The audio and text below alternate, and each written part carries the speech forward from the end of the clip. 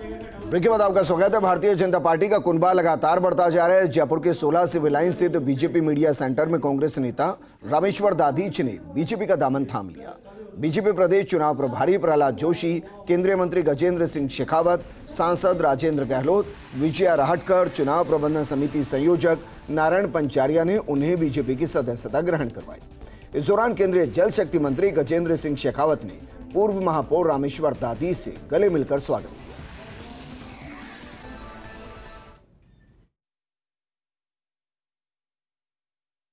एक क्रम निरंतर भारतीय जनता पार्टी के परिवार में अभिवृद्धि का आप सब लोगों ने देखा है और आज का दिन अत्यंत महत्वपूर्ण है जब भारतीय जनता पार्टी परिवार में 80 के दशक से लगातार 5 दशक तक कांग्रेस में विभिन्न महत्वपूर्ण दायित्वों पर काम करने वाले एक पश्चिमी राजस्थान में जोधपुर के वरिष्ठ नेता जिन्होंने आदरणीय मुख्यमंत्री अशोक गहलोत साहब के साथ में उनकी राजनीति के प्रारंभिक काल से निरंतर काम किया और दूसरे दौसा में कांग्रेस के एक ख्यातनाम हस्ताक्षर आदरणीय विनोद शर्मा जी जो दौसा के जिला प्रमुख उप जिला प्रमुख रहे हैं, वो भी 80 के दशक से निरंतर काम कर रहे थे।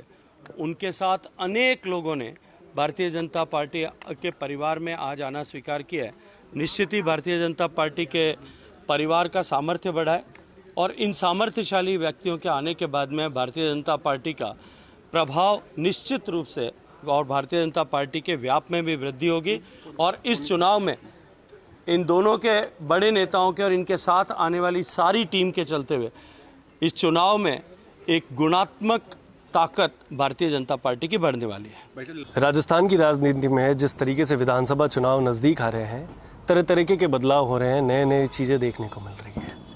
कांग्रेस का कुनबा कम होता जा रहा है, वही भाजपा का कुनबा बढ़ता जा रहा है। हमारे साथ में जोधपुर के पूर्व महापौर रामेश्वर दाधीच है जिन्होंने आज बीजेपी ज्वाइन की है। सर, किस तरीके से देखते हैं इसको, क्योंकि आपने एक निर्दलीय के रूप में सूरसागर से नामांकन भरा था, आज वापस लिया, शाम को आप जयपुर हैं, कैसे देखते हैं इसको? लोकतंत्र में बहुजन हिताय के दृष्टिकोण को सामने रखकर अपने कर्तव्यों का पालन करना होता है। जनता की जो भावना है उसको ध्यान में रख करके पॉलिटिक्स में जो काम करते हैं उनको अपना दायित्व निभाना चाहिए। जन भावनाओं को देखते हुए हमने ये कदम उठाया है। देवेंद्र जी, आपकी महत्वपूर्ण भूमिका है आज रामेश्वर जी को भारतीय जनता पार्टी ज्वाइन करवाने में, किस तरीके से देखते हैं, क्योंकि क्या समीकरण रहेंगे इस चुनाव में पूरा, क्योंकि कुछ दिन समय बाद में चुनाव है।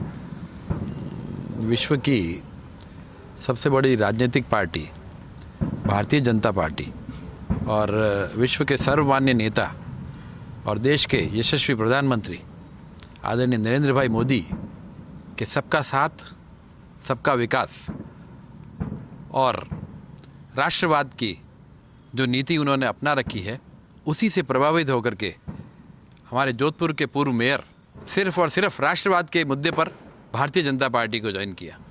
अभी एक बात कही रामेश्वर जी ने कि अगर मैं चुनाव लड़ता तो एक अलग ही बात होती। किस तरीके से देखते हैं, अब वो भारतीय जनता पार्टी का हिस्सा हो गए हैं, देवेंद्र जोशी सूरसागर से कैंडिडेट हैं, कैसे देखेंगे उसको? मैं समझता हूँ कि आदरणीय रामेश्वर जी दाधीच के एक सर्वमान्य नेता है जोधपुर में और उनके भारतीय जनता पार्टी ज्वाइन करने से भारतीय जनता पार्टी को बल मिलेगा और तुष्टीकरण जो कि जोधपुर में जिसका नंगा नाच आजकल चलता है उस पर भी अंकुश लगेगा।